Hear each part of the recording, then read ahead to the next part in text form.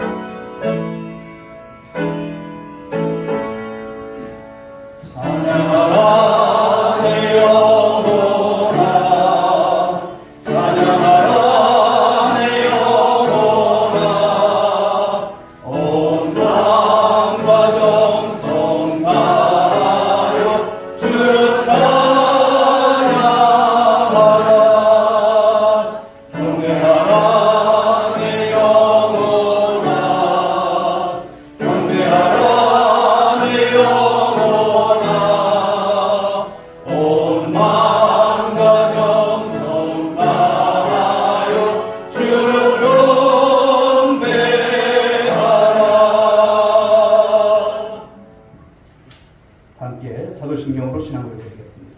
전능하사 천지를 만드신 하나님 아버지를 내가 믿사오며 그 외아들 우리 주 예수 그리스도를 믿사오니 이는 성령으로 잉태하사 공경력 아래에 하시고 본디오 빌라도에게 고난을 받으사 십자가에 못 박혀 죽으시고 장사한 지 사흘 만에 죽은 자 가운데서 다시 살아나시며 하늘에 오르사 전능하신 하나님 우편에 앉아 계시다가 그리로서 산 자와 죽은 자를 심판하러 오시리라. 성령을 믿사오며 거룩한 공회와 성도가 서로 교통하는 것과 죄를 사하여 주시는 것과 영원히 사는 것과 영원히 사는 것을 믿사옵나이다. 아멘. 우리 찬송가 뒤에 있는 교동문 40번 시편 96편을 교독하시겠습니다.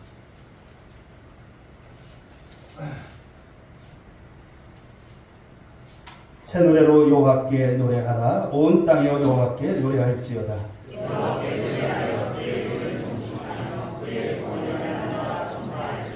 그의 영광을 백성들 가운데 그의 기이한 행적을 만민 가운데 선포할지어다.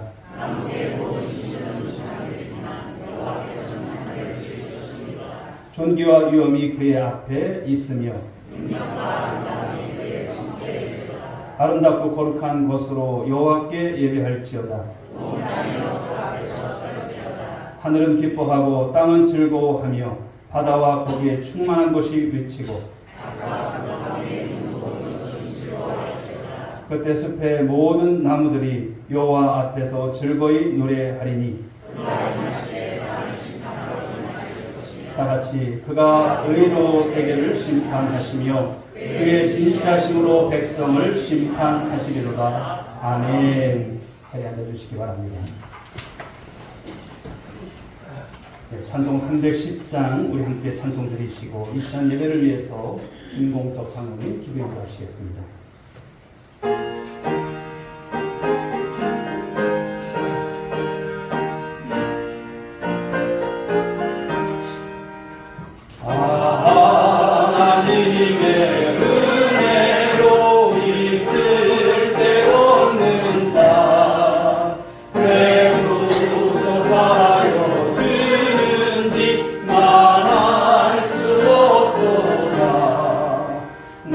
믿고 또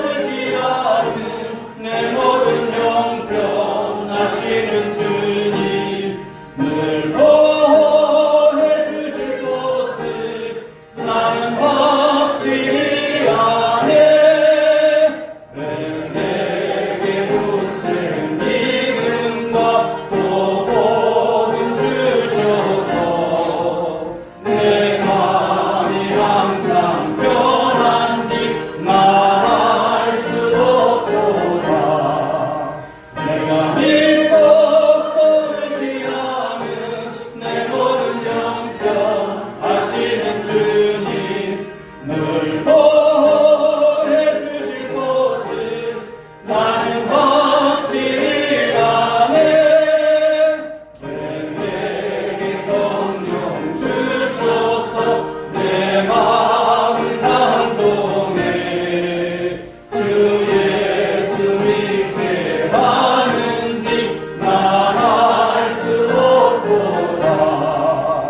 내가 믿고 떠오르지 않은 내 모든 형편 아시는 주님, 늘 보호해 주실 것을 나는 확실히 아네. 주 언제 강림하실지 오 밤의 홍낮에 또 주님 만날 그곳도 난 알 수 없도다. 내가 믿고 떠오르지 않은 내 모든 형편 아시는 주님, 늘 보호해 주실 것을 나는 확실히 아네.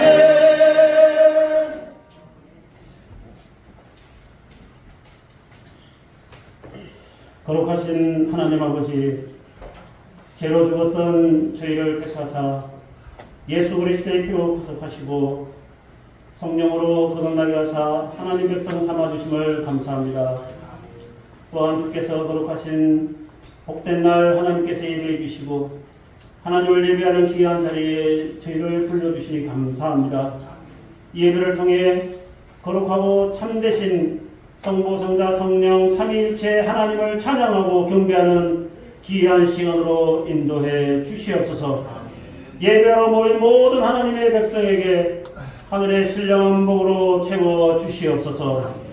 하나님의 크신 섭리에 따라서 이 지역에 우리 온누리 교회를 세우시고 지금까지 주님의 뜻을 신실하게 이루게 하심을 감사합니다. 주님 오시는 그날까지 우리 교회가 순수한 복음을 선포하게 하셔서 우리 교회를 통하여 죽었던 영혼들이 살아나고 힘들었던 영혼들이 힘을 얻는 귀한 역사가 계속되게 하여 주시옵소서. 특히 우리 교회에서 원하는 국내의 선교지를 지켜주시고 부흥케 하여 주시옵소서. 우리 교회가 이 땅에서 소금과 빛의 사명을 온전히 감당하는 하나님의 영광을 밝히 드러내는 귀한 주님의 전이 되게 하여 주시옵소서.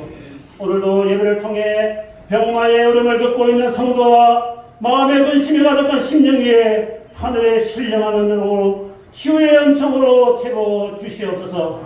특히 우리 연로하신 성도님들에게 강건함을 주시옵소서. 이 무더운 더위를 이겨낼 수 있는 힘과 능력을 허락하여 주시옵소서. 이 시간도 생명의 말씀을 통하여 힘과 지혜를 얻는 귀한 시간으로 인도하여 주시옵소서. 오늘도 주에게 한 말씀을 선포하시는 목사님에게 성령의 능력을 주시옵소서. 힘과 은혜를 주시옵소서. 말씀의 능력이 되게 하여 주시옵소서. 성도들은 마음밭에 옥토버와 같은 귀한 마음 허락하여 주시사 아멘으로 응답받는 귀한 시간으로 인도하여 주시옵소서. 이 시간 오늘 이 찬양대의 찬양을 통하여 하나님 영광받아 주시옵시고 예수님의 보혈과 그 은총의 은혜를 귀하게 깨닫는 귀한 예배의 시간으로 인도하여 주시옵소서. 예수님의 이름으로 기도하옵나이다. 아멘.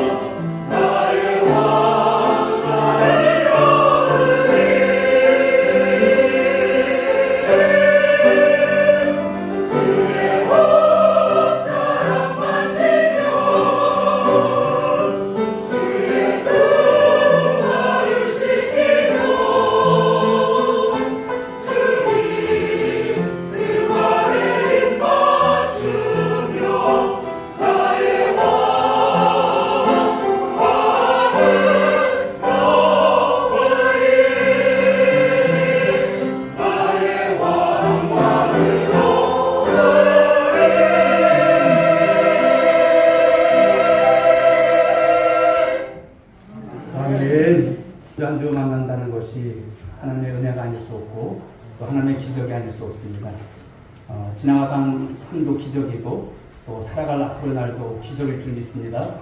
오늘도 귀한 말씀 받아서 여기 그 은혜 가운데 힘을 얻으시고 살아가는 우리 모든 성도들 되어줄 수 있게 주의 이름으로 축복합니다.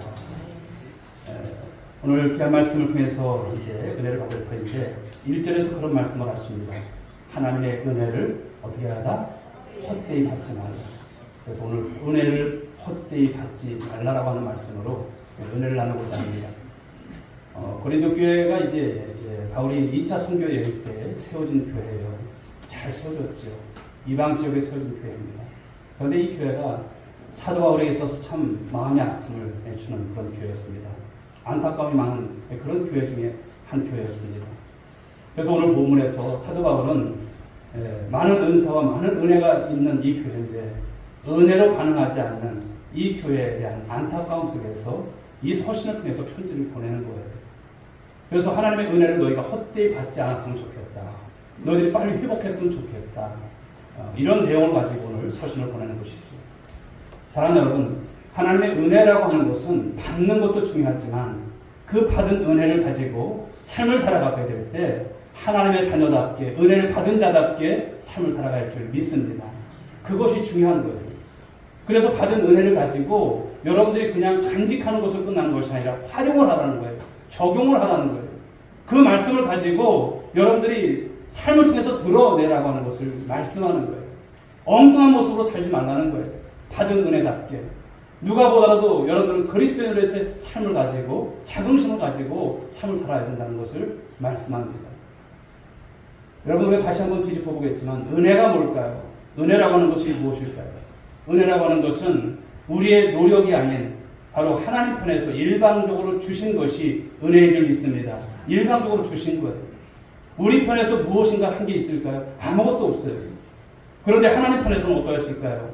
일방적인 은혜를 주시기 위해서 하나님은 엄청난 대가를 치르셨다는 것입니다. 그 큰 은혜는 무엇입니까? 바로 그 아들 대신 그리스도, 그를 우리를 대신해서 십자가에서 죽게 만든 사건. 그 큰 은혜 안에서 바로 우리를 향하신 그 엄청난 그 비밀이 그 십자가에 있다라고 하는 사실 아니겠습니까? 바로 그 은혜의 정점이 아들을 이 땅에 보내신 것이고 그 아들을 믿음으로 바로 우리가 구원을 얻게 하신 거예요. 여러분, 이것이 은혜인 줄 믿습니다. 할렐루야, 은혜입니다. 자, 그런데 우리가 하나님의 은혜를 깨달았을 때 우리에게 어떤 일이 일어날까요? 싱숭생숭하고 삶을 살까요? 그렇지 않죠. 은혜가 우리 안에서 터치가 되게 되면 내 안에서 그 여러분 은혜가 가만히 있지 못하게 합니다.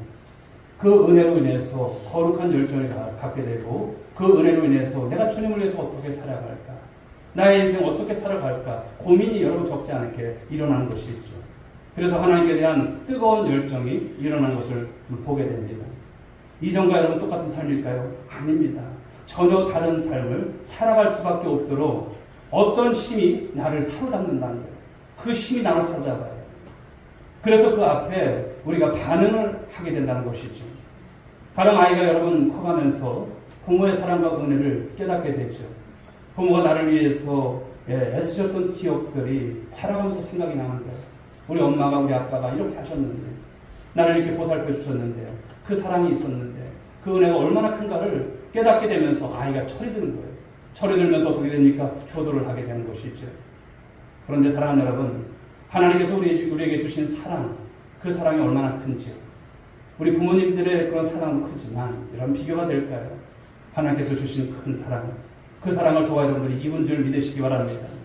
그래서 그 십자가의 은혜가 우리의 영혼을 건드리게 되면 우리 안에서 스파크가 일어나는 것이죠. 불꽃이 일어나게 되는 것입니다. 어떻게 삽니까? 하나님을 위해서 살고자 하는 그 강력한 의지가 일어나게 되는데 그것을 우리가 뭐라 하냐면 소명이라고 합니다. 소명.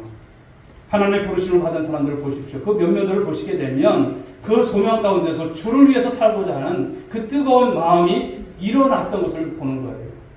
그래서 여러분 성경에 여러분 많은 사람들이 변화되는 모습들을 보지 않습니까? 사울이 어떻게 변합니까? 바울이 되는 거예요. 바로 이런 모습인 것이죠. 그런데 이 소명이라고 하는 것은 우리의 결단이 아니고 위로부터 부어지는 그 은혜에 대한 자연스러운 반응입니다. 여러분들은 어떤 반응이 있을까요? 소명을 받은 자인가요? 그러면 그런 반응이 있는지 한번 돌아봤으면 좋겠습니다. 은혜를 받으면요, 우리가 평소에 하지 못한 것을 하게 됩니다. 주님을 위해서 하게 됩니다. 바로 그 은혜가 우리의 새로운 삶을 살게 만들어 우리를 이끌어 가게 된다는 것을 말씀하는 것이죠. 그런데 여러분, 여기에 문제가 하나 있어요. 어떤 문제일까요? 처음 은혜를 받았을 때 그때는 여러분 너무나 감격이 있었고 너무나 반응하면서 살아갔는데 시간이 흐르면서 이 은혜가 심해진다는 거예요. 내가 그래도 결혼 전에는 이런 모습이 있었는데 내가 그래도 주님 앞에서는 이런 모습이 있었는데 시간이 지나면서 어떻게 됩니까? 자꾸만 우리가 심해지는 모습들이 있습니다. 은혜를 여기지 않는 무덤덤해지는 그 단계에 접어들 때가 참 많다는 거예요. 저는 그냥 우리 성도들을 생각하면서 은혜에 충만한 성도들이 다 되길 원해요. 사실 저 마음은요, 구역예배 방학 안 했으면 좋겠는데 방학을 했어요. 그런데 우려스러운 그런 가운데서 오늘 이 말씀을 드리는 거예요. 여러분들이 7주 동안 방학을 하는데 이 7주가 어떤 시간이 돼야 할지를 여러분들이 오늘 고민하시라는 거예요. 7주 동안 내 믿음이 더 정말 주님께서 보시는 아름다운 믿음이 될 것인가, 은혜가 더 충만한 그런 모습이 될 것인가, 영육 간에 우리가 충전을 받는 그런 시간이 될 것인가, 이런 시간에 대한 고민을 가지시고 주 앞에 설 수 있는 여러분 모두가 될 수 있길 주로 축복합니다. 그런데 여러분, 마치 받을 사람인 것처럼 우리가 주님 앞에 당연한 것처럼 여러분 그런 모습이라면 어떤 것일까요? 아직도 우리가 은혜를 알지 못하는 삶일 것입니다. 그래서 영적 삶에서 위험한 것이 있다면 그것은 은혜를 당연히 여기는 거예요. 여러분, 당연해서 당연할까요? 아닌 것입니다. 그런데 왜 당연하게 여길까요? 여러분들은 사실 왜 당연하게 여기는지 여러분 한번 생각해 보십시오. 익숙해지기 때문에 그래요. 오늘의 교회가 익숙해지고 내가 신앙생활하는 것이 익숙해지고 익숙해지니까 어떻습니까? 자꾸만 둔감해지는 거예요. 아무리 좋은 것이라도 여러분 시간이 지나니까 어떻습니까? 익숙해져요. 신앙생활도 그런 것 같아요. 익숙해져요. 그냥 시간에 드려지는 모습들, 그냥 하나님 앞에 나와서 예배드리는 모습들, 그냥 아무런 여러분 감흥이 없어요. 그런 모습들이 있습니다. 결혼한 부부의 여러분 신혼의 어떤 뜨거운 사랑이 여러분 어떻습니까? 처음엔 뜨겁죠. 사랑이 있습니다. 그런데 시간이 지나면서 어떻습니까? 그 사랑이 남아있을까요? 아직도 혹시 결혼한 분 중에 지금도 신혼의 그 뜨거움이 있는 분들이 계실까요? 저부터도 사실 없습니다만 그런 것 같습니다. 목사가 처음 되었을 때에 강단에 처음 올라서 설교를 할 때 어떤 모습이 어떤 여러분 느낌이 있었을까요? 떨림이 있었어요. 하나님의 말씀을 전한다는 그 떨림. 바로 그런 것이 있었죠. 그런데 시간이 지나면서 나도 모르게 점점 그런 떨림이 사라질 때 이러면 안 되지. 그때마다 여러분 하나님께 기도하는 거예요. 정신을 차리는 것이죠. 이런 것이 무엇일까요? 이것이 우리 인간이 갖고 있는 한계가 아닐까 생각을 해봅니다. 신비로운 영적 세계에서도 그런 현상이 일어난다는 것입니다. 처음 복음을 받고 우리가 은혜를 받았을 때 뜨거웠습니다. 그 경험이 있었습니다. 그런데 시간이 지나면서 어떻습니까? 그 시간 속에서 그 은혜들이 점점 약해지고 사라지고 없어진다는 거예요. 아무리 여러분 경이로운 일이라도 시간이 지나게 되면 덤덤해지는 우리네 모습을 볼 수 있는 것이죠. 구약 이스라엘 백성들의 여러분 출애굽 사건을 한번 생각해 보십시오. 여러분 이 사건이 왜 중요합니까? 이 사건은요 민족적인 구원 사건이에요. 그 애굽에서 이 애굽의 히브리 사람들이 다 모두가 하나님의 은혜 가운데 하나님의 때에 하나님께서 그들을 이끌어내신 여러분 사건 아닙니까? 홍해를 만났을 때 절체절명의 그 가운데서 하나님께서 그들에게 길을 내주시지 않습니까? 여러분 한번 생각해 보십시오. 정말 일이 해결될 수 없는 문제 앞에서 있을 때 해결해 주셨을 때 얼마나 기쁩니까? 홍해를 건넜을 때 이스라엘 백성들 너무나 기쁜 거예요. 춤을 추는 거예요. 이런 역사가 어디 있냐? 이런 은혜가 어디 있냐? 그런데 여러분 그 은혜가 얼마나 갔을까요? 한 달을 갔을까요? 일주일을 갔을까요? 가지 않았습니다.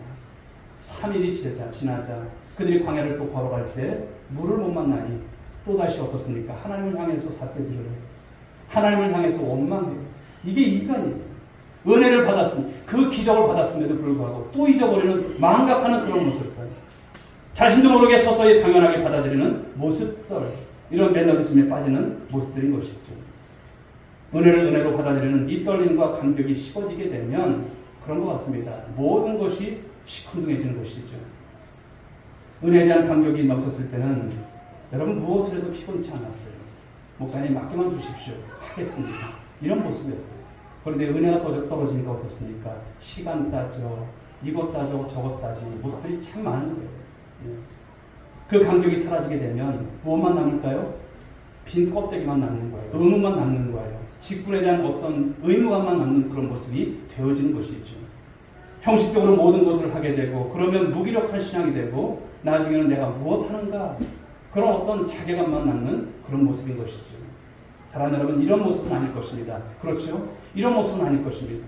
우리 하나님께서 나를 어떻게 사랑하셨는데 나를 어떻게 하나님께서 나를 축복하셨는데 이것만 생각하면 여러분 자다가도 벌떡 우리가 여러분 일어나지 않겠습니까? 그렇다면 사랑하는 여러분 은혜를 헛되이 받지 않게 우리가 받으려면 어떻게 해야 할까라고 하는 것이겠죠. 어떻게 해야 될까요? 바로 은혜의 재생 기능이 있어야 합니다. 은혜의 재생 기능. 이스라엘 백성들이 믿음에서 완전히 떠나지는 않았어요. 그런데 그들에게 있어서 무엇이 여러분 잊어졌습니까? 하나님의 은혜가 잊어진 거예요. 그래서 그들에게는 바로 은혜 리마인드가 필요한 거예요. 즉 은혜를 상기시키는 것이 필요한 거예요. 하나님께서 나를 이렇게 사랑하셨는데 나를 이렇게 하나님께서 복되게 하셨는데 나를 이렇게 하나님께서 구원시켜 주셨는데 이런 것이 필요한 거예요. 그래서 이스라엘 백성들에게 주신 것이 있어요. 무엇일까요? 절기입니다. 절기를 주셨어요. 이스라엘 백성들 하나님께서 그들에게 절기를 지키게 하셨습니다. 이스라엘 공동체는 그래서 다양한 절기들을 지키면서 하나님의 은혜를 회상하게 했던 거예요. 그 절기에 맞게 하나님께서 이런 은혜를 베푸신 것에 대해서 감사하면서 신앙을 회복하는 시간이 되었던 것이죠. 이 출애굽의 과정을 잊지 말도록 그들에게 지킨 절기가 있어요. 무엇입니까? 유월절이죠. 유월절을 지킬 때마다 여러분 이 히브리 백성들은 마지막에 이 아가서를 낭독하고 끝냈습니다. 여러분 아가서가 무엇입니까? 솔로몬이 이제 지은 그런 시가son입니다만 바로 이 말씀은 한 남녀의 뜨거운 사랑을 그린 그 노래하는 책이에요. 바로 노래 중에 여러분 노래 아니겠습니까?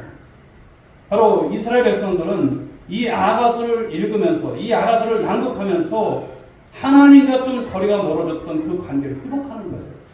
하나님께서 나를 이렇게 사랑하셨는데, 하나님께서 우리 민족을 이렇게 사랑하셨는데, 이런 은혜를 베풀어 주셨는데 라고 하면서 그 관계를 회복하는 그런 시간을 갖게 된 것이죠. 하나님의 백성들이 하나님과의 관계가 식어지게 되면요, 모든 삶이 귀찮아지는 거예요. 모든 활동들이 힘을 잃는 거예요. 사랑하는 여러분, 하나님은 지금도 저와 여러분을 사랑하시는 줄 믿으시기 바랍니다. 여전히 하나님의 사랑이 있어요. 하나님의 바로 우리를 향한 사랑은 변하지 않으세요. 늘 동일하세요. 뜨거우십니다. 그런데 우리의 마음이 문제예요. 우리의 여러분 삶의 이 자세가 문제일 때가 참 많아요. 우리가 어떻습니까? 조금만 여러분 힘들면 빨리 실증을 느끼고 매너리즘에 빠질 때가 참 많다는 거예요. 은혜에 대해서 망각증이 너무나 빨리 온다는 거예요. 금방 잊어버려요. 우리가 연세 들면 여러분 종종 우리가 망각할 때가 있어요. 우리가 착각할 때가 있어요. 그런데 이것이 은혜 생활에 있어서도 그럴 때가 참 많다라는 거예요. 그래서 성도의 신앙생활에 있어서 무엇이 중요하냐면 이 은혜의 복원력이라고 하는 것이 필요합니다. 은혜를 회복하고 복원시키기 위해서 우리가 주님 앞에서 다시 기억하는 시간, 이런 시간들이 필요한 거예요. 저희 교회가 이제 성찬식을 많이 하지는 않지만 1년에 2차례 합니다. 여러분 성찬식을 하는 게 뭘까요? 구세를 맞추면서 하는 것이 아니지 않습니까? 우리 주님께서 바로 살과 피를 나누시면서 나를 기념하라 말씀하셨던 거예요. 십자가의 죽음을 앞두셨던 주님께서 바로 이 살과 피를 마시면 이제 구원에 이르게 하시겠다고 하시는 이 말씀을 주시는 거예요. 그래서 우리가 성찬식을 참여할 때 은혜를 받는 거예요. 십자가의 사랑을 다시 회복하는 시간이 되어지는 거예요. 또 우리가 주일마다 하나님 앞에 나와서 예배를 드립니다. 여러분 이 날이 당연할까요? 당연한 것이 아닙니다. 어제까지도 여러분 오늘을 기다렸던 사람들은 어제를 끝난 인생들이 얼마나 많습니까? 오늘 여러분 귀한 주일을 주신 하나님이신 줄 믿으시기 바랍니다. 바로 이 날을 통해서 저와 여러분들 원근각적 가운데 흩어졌던 주의 백성들이 이곳에 와서 한 말씀을 가지고 은혜 받는 시간이에요. 은혜의 복원을 받는 그런 시간이 되어지는 것이 있죠. 그러면 우리가 다시 소명을 붙잡게 되고 또 누구를 위해서 주님을 위해서 살고자 하는 그 열망들이 그 결단들이 바로 생겨지는 시간인 것이죠.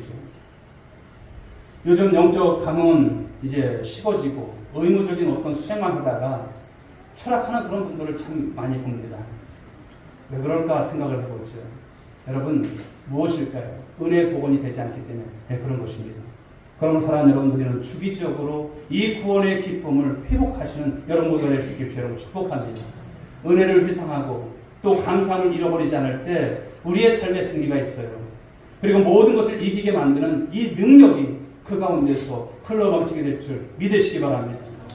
사랑하는 성도 여러분, 그렇습니다. 은혜가 은혜되려면 가장 중요한 것이 있는데 그것이 무엇일까 생각을 해봐요. 그것은 무엇일까요? 우리의 삶 속에서 은혜가 증명되어져야 할 줄 믿습니다. 할렐루야! 은혜가 증명되는 삶을 살려고 노력을 해보십시오. 바울은 은혜를 받긴 했는데 이전과 달라진 것이 없다면 그것은 은혜가 헛된 것이다 이렇게 말하고 있어요. 예배를 마치고 돌아가는 성도들이 그렇죠. 목사님 오늘 말씀을 통해서 큰 은혜 받았어요. 어떻게 받으셨는데요? 하여튼 좋았어요. 깨달음이 많았어요. 더 이상 묻진 않아요. 그런데 여러분 이것이 다일까요? 아닌 것입니다. 일부예요. 물론 여러분 말씀을 통해서 은혜를 받았고 무엇인가 내가 깨달음이 있었어요. 그렇다면 그것을 깨달음을 가지고 그냥 돌아가는 발걸음이 돼서는 안 된다는 것이 있죠. 은혜라고 하는 것은 일시적으로 들뜬 감정이나 자기 만족으로 끝나는 것이 결코 아니라 여러분의 삶으로 그 은혜가 여러분 연결되어져야 할 줄 믿습니다. 연결되는 삶. 오늘도 은혜된 말씀을 받았으면 이 말씀을 가지고 여러분들의 삶의 현장 속에서 그 은혜된 삶을 살아내셔야 하는 거예요. 증명되줘야 하는 거예요. 그럼 누가 보십니까? 하나님께서 보시는 거예요. 여러분들이 그 삶을 살게 되면 하나님의 이름을 또 하나님의 나라를 여러분들이 확장시키는 가운데서 쓰임받는 삶이 되는 것이죠. 오늘 본문으로 다시 돌아와서 보게 되면 오늘 은혜가 은혜로 드러난 것이 어떤 것인가를 소개해 주고 있습니다. 4절 5절 말씀을 보실까요? 읽어보겠습니다. 시작.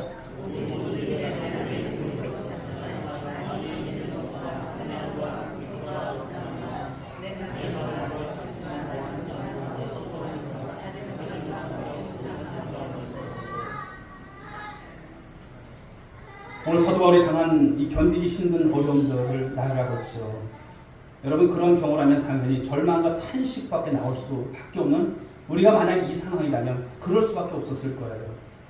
그런데 오늘 바울은요 예상과 다른 반응을 보이고 있습니다. 자 6절과 7절 말씀 읽어보겠습니다. 깨끗함과 지식과 오래 참음과 자비함과 성령의 감화와 거짓이 없는 사랑과 진리의 말씀과 하나님의 능력으로 의의 무기를 좌우에 어떻게 이럴 수가 있습니까? 여러분 은혜가 무엇일까요? 힘들면 힘든 대로 그냥 쓰러져야 될까요? 아닌 거예요. 은혜가 무엇입니까? 고난을 견뎌내게 하는 힘. 이것이 은혜일 줄 믿으시기 바랍니다. 고난을 견뎌내게 힘이에요. 바울이 경험했던 이 고난은 참 다양합니다. 환란이 있었고 궁핍이 있었고 매맞음이 있었고 갇힘이 있었고 수고름이 있었고 자지 못하고 먹지 못하고 이를 헤아릴 수 없는 오직 복음을 위해서 살아가게 될 때 많은 여러 숱한 고난이 있었어요. 그러나 그런 숱한 고난 속에서도 그 어려움 속을 가면서도 여러분 그는 넘어지거나 그는 여러분 시험이 들지 않았다라고 했습니다. 이겨냈어요.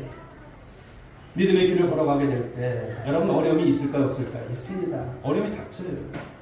위기는 여러분 누구에게나 오는 것입니다. 그런데 사람들이 어느 때 무너집니까? 이 위기 때 무너져요. 오늘도 여러분들 삶을 살아가게 될 때 성도들이 쓰러지는 것을 보게 되면 그 위기를 못 견뎌야 하고 쓰러질 때가 참 많아요. 삶의 압력이 강해지게 될 때 버텨내지 못하고 넘어집니다. 유명한 여러분 전도자였던 우리 빌리그램 목사님의 아내 루스 그레이라는 분이 계시죠. 사모님이신데 어떤 분이 이 사모님께 질문을 했어요. 사모님, 목사님과 지금까지 살아오시면서 혹시 이혼할 생각을 한 번도 해보신 적 없으세요? 그때 이 사모님이 대답을 해요. 이혼이요? 전혀요. 그런데 빙그레 웃으면서 죽이고 싶을 때는 몇 번 있었어요. 이런 말을 하더라고요. 얼마나 힘들었으면 사모님도 여러분 사람이지 않겠습니까? 사람들이 여러분 살아가게 되면서 별별 일을 다 겪는 거예요. 별별 일을 다 겪습니다. 죽고 싶을 때도 또 모든 것을 그만두고 싶을 때도 얼마나 많은지 모릅니다. 직장에서 사표를 내던지고 싶을 마음이 여러분 하루에도 몇 번씩 있다고 하죠. 어떤 분들은 아예 여기다가 사직서를 갖고 계신 분들 계시다고 합니다. 또 오너로서 어떤 경영을 하시는 분들도 사업을 접고 싶을 때가 참 많다는 거예요. 그만큼 어려운 것이죠. 바로 이것이 인간인 것입니다. 그런데 중요한 것이 무엇일까요? 인생에 있어서 누구나 이 고비를 맞게 되는데요. 그런데 끊임없이 고비가 찾아온다는 것입니다. 여러분 중에 인생에 있어서 고비를 경험해 보지 않고 지금껏 살아오신 분이 있을까요? 아마 제가 볼 때는 아무도 없는 것 같아요. 그런데 그 고비를 못 넘기게 되게 되면 인생은 추락합니다. 결국 그 고비를 넘기느냐 넘기지 못하느냐 여러분 관건인 것이죠. 바울의 생애에 있어서도 여러분 고비는 수없이 여러분 그에게 있었습니다. 그런데 그 모든 고비를 이겨내게 하신 분, 여러분 그분이 계신 것을 믿으십니까? 그 고비를 이겨내시게 하신 분이 누구십니까? 바로 주님이십니다. 하나님이십니다. 바로 이것이 은혜인 것이죠. 우리가 살다 보면 죄를 지을 뻔한 순간들이 얼마나 많습니까? 그런데 하나님께서 그 죄를 지을 순간을 지나가게 하세요. 위기를 통과하게 하신 것입니다. 시련의 골짜기를 만나게 될 때 그것을 지나가게 하시더라는 것입니다. 돌발적인 사고가 일어나고 숨가쁘게 몰아치는 우여곡절들이 있지만 그 끔찍한 순간에 모든 것을 끝내고 싶은 그 최악의 순간마저도 지나가게 하시는 그 은혜, 바로 그것을 지금 사도 바울은 이야기하고 있는 거예요. 나도 이랬다. 나도 이랬다. 나도 사람이다. 그러나 그 은혜가 나를 붙잡고 있다. 그것을 말하는 거예요. 사랑하는 여러분, 우리의 삶에 있어서 찾아오는 수없는 이 어려움과 위기 속에서도 넉넉하게 하시는 그 은혜가 오늘도 여러분 가운데 함께하기를 주님의 이름으로 축원드리겠습니다. 또 이 은혜가 은혜되게 하는 것이 어떤 것일까요? 은혜가 있으면은 여러분 변질을 막아낸다는 거예요. 여러분 안에 하나님의 진정한 은혜가 있으면 여러분들이 변질이 아니라 변화를 입는다는 것을 말씀하는 거예요. 우리 인생에 있어서 안타까운 것이 뭘까요? 변질입니다. 변질이 되려고 해서 변질된 사람은 없어요. 자신도 모르게 변질이 되어가는 것이 있죠. 처음에 여러분 보게 되면 성도들을 다 순수하게 시작합니다.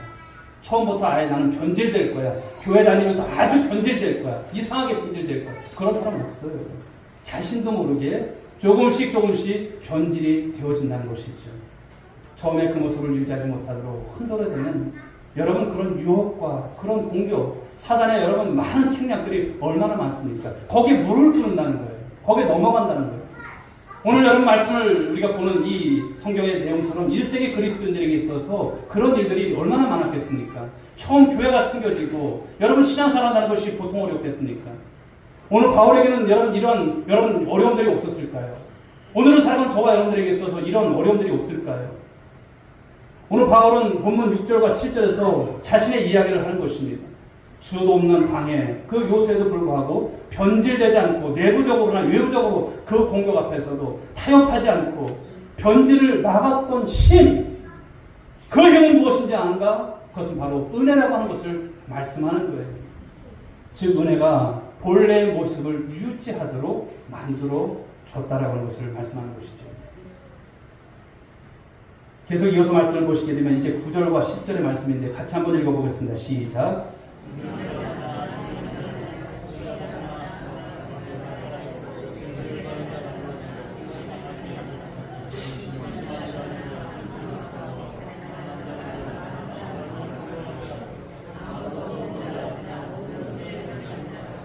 자, 말씀을 보시게 되면 무명, 유명, 살아있은 죽음, 근심, 기쁨, 가난한 자, 부한 자, 그리고 아무것도 없는 자와 모든 것을 가진 자, 전부 다 어울리지 않는 단어의 조합이에요. 어울리지가 않아요. 다 반대예요. 대조적인 거예요.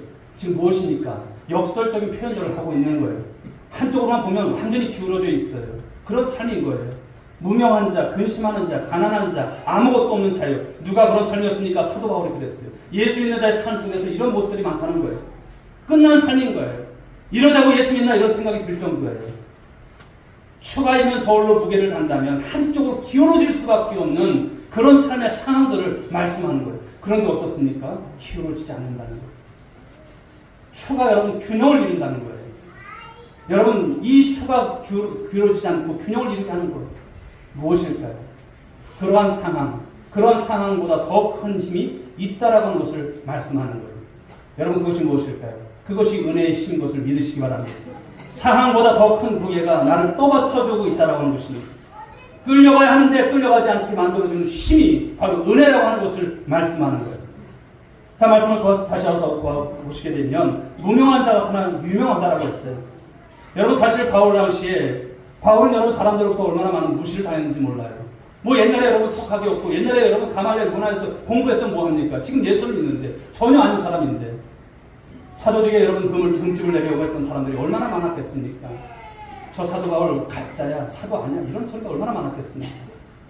그러나 바울의 사도직은 누구로부터 받았습니까? 주님께로부터 받은 거예요. 하나님으로부터 받은 것이기 때문에 사람들이 자기를 어떻게 대우하고 어떻게 평가하느냐 여기에 사도 바울은 흔들리지 않았다는 것을 말씀하는 거예요. 하나님 앞에 인정받은 정체성인 것이죠. 사랑하는 여러분 그렇습니다. 하나님이 나에 대해서 어떻게 대우하시고 나에 대해서 어떻게 평가하느냐가 중요한 거예요. 세상에서 말하는 유명함이라고 하는 것은 아무것도 아닌 거예요. 세상에서 유명이라고 하는 것은 여러분 손바닥 뒤집히듯이 금방 뒤집히는 것이 세상의 모습인 거예요. 사람들의 지지와 인정에 너무나 목말라 하지 마시고요. 하나님께서 주신 직분, 하나님께서 나를 어떻게 보시는가. 여러분 적어도 우리 온누리교회 성도들은 하나님 중심으로 삶을 살아가고 하나님께 인정받는 신앙생활을 할 수 있는 우리 성도들이 될 수 있게 여러분 축복합니다. 징계받는 자 같으나 죽임을 당하지 않는다고 했어요. 바울은 자기를 죽이려고 달려드는 그 위협에 생명의 위협을 참 많이 느꼈던 사람이에요. 사형 선고를 받은 적도 있어요. 얼마나 많은 죽음의 위기를 넘나들었는지 몰라요. 바울은 여러분 죽을 것 같았으면 아마 수도 없이 죽었을 거예요. 그러나 하나님께서 그를 살려주시죠. 죽을 고비를 넘기게 하시고 살려주세요. 여러분 왜일까요? 사도 바울에게 있어서는 사명이 있기 때문에. 오늘도 저와 여러분들을 이 예배 가운데 나오게 하신 것이 왜일까요? 그냥 오늘 살아있으니까? 아니에요. 사명이 있기 때문인 줄 믿으시기 바랍니다. 사명이 있기 때문에 사명 붙잡고 사셔야 돼요. 네. 여름철이라도 밤마다 없으시잖아요. 그래도 사명을 위해서 잘 잡수길 바랍니다. 오늘 점심에 맛있는 국수라고 하는데 많이 잡수시기 바랍니다. 건강하셔야 돼요. 사명 때문에. 사명을 감당하기 위해서. 하나님은 사명이 있는 한 바로 우리의 생명을 지켜주신 줄 믿으시고 오늘도 사나 죽으나 주의 영광인 줄 믿으시기 바랍니다. 이 삶을 위해서 살아주시기 바랍니다. 근심하는 자 같은 항상 기뻐한다고 했어요. 바울을 옥죄고 있는 상황, 그 정황은요 근심할 만해요. 고린도교의 이 비성숙함, 이것이 여러분 늘 근심거리였습니다. 그러나 바울은요 낙심치 않았습니다. 궁극적 승리를 믿었어요. 복음을 믿었고 부활을 믿는 이 신앙은요 아무리 절망적인 상황이 온다 할지라도 소망을 가지게 할 줄 믿으시기 바랍니다. 부활은 바로 궁극적 승리를 주시는 것입니다. 우리는 영원한 소망에 초점을 맞추고 있기 때문에 결코 낙심하지 않는 거예요. 또 바울은 여러분 가난함을 통해서 오히려 더 부유함을 경험했던 삶이었습니다. 물질이 부족하다 해도 그것이 자신의 삶을 위축시킨 적은 한 번도 없어요. 가난함으로 힘든 부분 여러분 물론 불편함이 있었겠지만 오히려 다른 사람들을 그리스도에게 인도하는 이 부유한 삶을 살아갔던 사도 바울의 모습, 여러분 이것은 우리가 닮아야 될 모습일 줄 믿습니다. 사람들 보기에는 아무것도 없는 자처럼 보이지만 그는 모든 것을 가진 자라. 나는 모든 것을 가졌다라고 여러분 그가 고백하는 것 뻥이 아닌 거예요. 진짜인 거예요. 이 은혜가 있는 삶은 여러분 이런 삶을 우리가 소원하는 모습이 되는 것이죠. 여러분 근데 이것이 어떻게 이렇게 사도 바울이 고백할 수 있었을까요? 이것은 그저 여러분 그냥 편하게 해서 고린도 교회 성도들에게 있어서 그저 감언이설로 말하는 것이 아니에요. 그가 삶을 살기 때문에 그가 어느 삶을 살기 때문에 그리스도 안에서의 삶을 살고 있기 때문에 말할 수 있는 거예요. 그리스도를 얻었고 그리스도만이 줄 수 있는 것을 그는 누리고 있기 때문에 그는 모든 것을 가진 자라 이 고백을 한다는 것이죠. 사랑하는 여러분 이것이 은혜의 힘인 줄 믿으시기 바랍니다. 일어난 상황보다 은혜가 더 크게 되면요 흔들리지 않아요. 그런데 은혜가 떨어질 때 일어난 일이 뭘까요? 상황에 대처할 능력이 없어요. 허둥지둥합니다. 속숨을 치는 거예요. 그러나 은혜가 있으면 모든 것을 이겨냅니다. 설명할 수 없는 힘이 여러분 주어지는 거예요. 모든 시련을 이겨나게 하는 힘, 환난 중에도 여러분 즐거워할 수 있는 힘, 그것이 주어지는 것이죠. 그 은혜가 여러분 이 무더운 여름, 이 장마의 지리한 속에서도 여러분 가운데 있기를 주님의 이름으로 축원드리겠습니다. 여러분 하나님 사람들의 특징이 뭘까요? 바로 은혜가 메마른 채로 그냥 되는 대로 살아. 귀찮아. 이것이 아니에요. 은혜의 사각지대에 여러분 자기의 영혼을 그냥 내팽개치지 않아요. 오늘 여러분들의 모습을 직시하는 거예요. 하나님 앞에서 내가 어떤 모습인가를 생각하는 거예요. 가령 여러분 부부라도 여러분 한 분이라도 여러분 깨어 있어야 돼요. 여러분 당신 그러면 안 되잖아. 이것을 말해줄 수 있어야 돼요. 당신 중직이잖아. 이런 것을 말해줄 수 있어야 돼요. 그냥 오늘 쉬자. 이게 아니에요. 내가 안 가면 누가 그 예배 가운데 나겠니? 내가 기도하지 않으면 누가 기도하겠니? 이런 마음들이 있으셔야 되는 거예요. 은혜가 여러분 떨어질 것 같으면 서로가 서로를 위해서 또 그렇게 권면하고 어떻게 해서라도 복구할 수 있는 모습이 되는 모습. 이것이 여러분 우리가 가져야 될 모습이 아닐까 생각합니다. 우리는 세상을 살아가게 될 때 여러분 별일이 다 일어나죠. 그러나 은혜가 주어지면 삽니다. 할렐루야. 은혜의 힘으로 사는 것입니다. 그러므로 은혜로 삶을 증명하시는 여러분들 모두가 될 수 있게 주의 이름으로 축복합니다. 여러분 은혜라고 하는 것은 묵상의 소재가 아니에요. 우리를 살게 하시는 힘인 줄 믿습니다. 그것은 하나님께서 주시는 것이죠. 그렇다면 우리가 오늘 여러분 최종적인 말씀 속에서 어떻게 해야 할까라고 하는 것을 주시는 거예요. 2절의 말씀을 보십시오. 읽어보겠습니다. 이르시되 내가 은혜 베풀 때에 너에게 듣고 구원의 날에 너를 보았다 하셨으니 보라 지금은 은혜 받을 만한 때요 보라 지금은 구원의 날이로다. 아멘. 자, 이 말씀 속에서 우리가 눈여겨봐야 될 말씀은 지금입니다. 굉장히 중요한 단어예요. 지금이라는 시간이 굉장히 중요합니다. 무심코 지나치지 말라는 거예요. 내일이 있을 것처럼 여러분 생각하지 말라는 거예요. 지금이라고 하는 것을 강조하고 있어요. 시급성입니다. 시급하다고 하는 것을 말씀하는 거예요. 오늘 우리의 삶을 돌아보시게 되면 어떻습니까? 삶이 전쟁터예요. 매일매일 은혜가 절실합니다. 매일 은혜 받는 일을 미뤄서 될까요? 안 되는 거예요. 말씀부터 시작하고 기도로부터 시작하고 여러분 그런 모습이 되는 거 너무나 중요한 거예요. 그래서 우리는 은혜 받을 기회를 놓치면 안 되는 것입니다. 사실 우리는 한계를 가진 존재들이죠. 하나님의 은혜를 받는 일보다 더 급한 일이 있을까요? 목사님 더 급한 일이 있어요. 거기에 속지 마십시오. 더 급한 일은 은혜 받는 일입니다. 무슨 일이 일어난다 할지라도 은혜의 줄을 붙잡게 되게 되면 여러분의 삶을 누가 이끄세요? 하나님께서 이끄세요. 주장하시고요. 승리케 하신다는 것을 말씀하는 것 아니겠습니까? 사랑하는 성도 여러분, 하나님의 은혜를 헛되이 받지 않는 여러분 모두가 될 수 있길 바랍니다. 하나님의 은혜라고 하는 것은 우리 안에서 계속 자라나야 하는 거예요. 우리에게 주어진 은혜는 결코 작은 것이 아니에요. 그까지 은혜가 뭔데 이것이 아니에요. 그 은혜 없으면 우리는 살 수 없습니다. 그 은혜가 있으면 우리가 세상을 충분히 이기게 되는 것입니다. 오늘 사도 바울이 여러분 고백하는 것이 무엇입니까? 내가 나 된 것은 하나님의 은혜로 된 것이다. 여러분이 이 고백을 하고 있지 않습니까? 하나님의 은혜가 지금도 역사하고 있다는 거예요. 그 역사하고 있기 때문에 내가 살아있는 것이고 그 하나님의 은혜가 우리에게 임하고 있다고 하는 것은 하나님은 지금도 우리 가운데 일하고 계심을 말씀하는 거예요. 하나님은 조금도 쉰 적이 없으세요. 여러분을 위해서 지금도 일하고 계세요. 우리의 힘과 우리의 능력과 우리의 재주가 아닌 거예요. 바로 하나님이 당신의 이야기를 우리 가운데, 우리 삶 가운데서 써가기를 원하시는 거예요. 한 주간 어떻게 삶을 사셔야 될까요? 하나님께서 써가시는 그 삶 속에서 여러분들이 승리할 수 있길 여러분 축복합니다. 여러분 출애굽 사건이 무엇입니까? 그리고 십자가 부활 사건이 무엇일까요? 우리를 죄에서 불러내시고 바로 하나님의 거대한 구원으로 우리를 불러내신 귀한 사건들 아니겠습니까? 그 십자가의 부활의 은혜가 오늘도 우리의 삶을 이끌어 가심을 믿으시기 바랍니다. 그러므로 오늘 우리가 해야 할 것이 무엇일까요?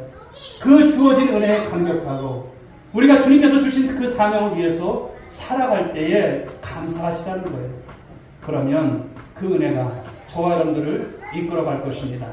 그 은혜가 우리를 이기게 할 것입니다. 우리를 견디게 하실 거예요. 오늘 우리 인생의 여러분 최고의 전성기가 뭘까요? 그것은 하나님의 은혜가 주어질 때입니다. 은혜가 주어진다면 어떤 상황이 일어나도 우리는 도파할 수 있습니다. 그 은혜의 힘은 모든 것을 가능케 합니다.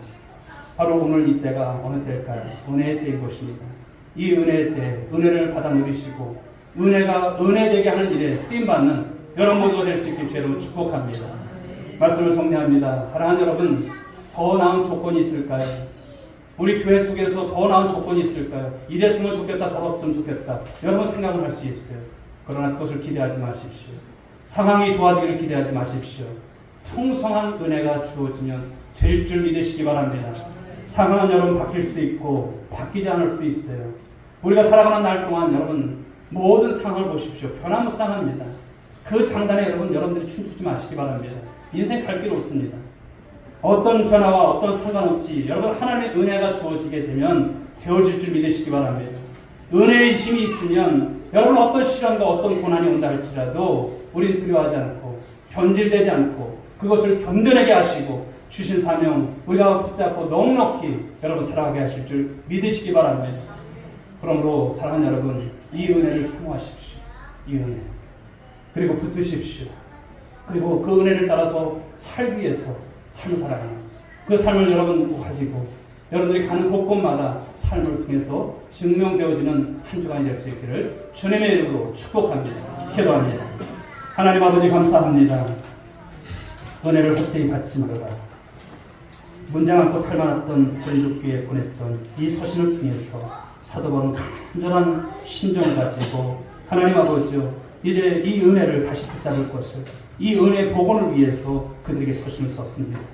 오늘 하나님 이 말씀은 우리 모든 오늘의 교회 성도들에게 주시는 말씀이요 또 삶의 현장을 통해서 이뤄가야 될 말씀인 줄 믿습니다. 오늘 우리는 어떻습니까? 하나님 당연하게 생각하고 당연하게 삶을 살아가는 우리들의 퇴색된 모습들 그 은혜의 뜨거움이 있었던 하나님 아버지 그 당시의 모습들을 우리가 되찾을 수 있는 우리 성도들 되길 원합니다. 은혜의 복원을 허락하여 주옵소서. 은혜의 아버지 주님 삶을 살아갈 때에 증거되는 삶이 될 수만 있도록 하나님 은총을 더하여 주옵소서. 믿사옵고 사랑이 많으신 예수님의 이름으로 기도 올려옵나이다. 아멘. 자리에서 함께 일어나시기 바랍니다.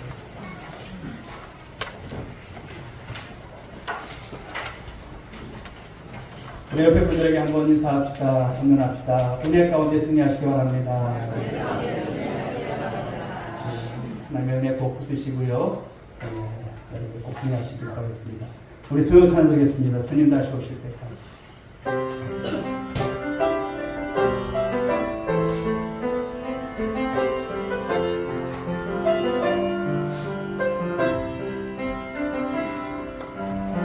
주님 다시 오실 때까지 나는 주님을 가리라. 좁은 길 나의 십자가 지고 나의 달림의 끝에서 나는 주님을 보리라. 영광의 내 주님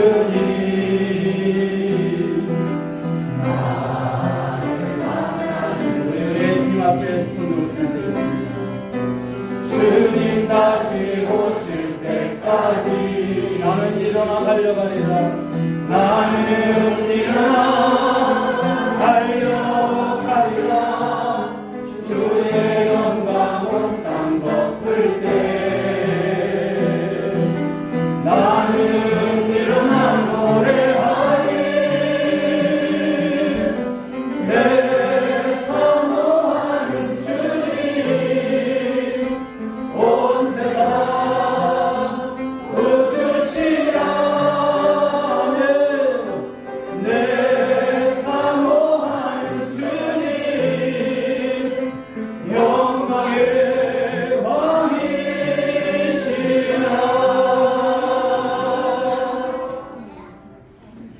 이제는 우리 구주 예수 그리스도의 은혜와 하나님 아버지의 만극하신 사랑하심과 성령님의 강한 감동으로 충만하신 은총이 오늘 하나님께서 주신 은혜를 헛되이 받지 않고 또 그 은혜를 가지고 삶의 현장으로 가서 그 삶을 증거하며 살기로 하지만 사랑하는 모든 믿음의 권속들 한 사람 한 사람 머리 위에와 저들의 가정 위에 그리고 자녀 위에 일터 위에 그리고 우리 온누리교회 위에 그리고 우리 민족 가운데 지금부터 영원 무궁토록 함께 있을지어다.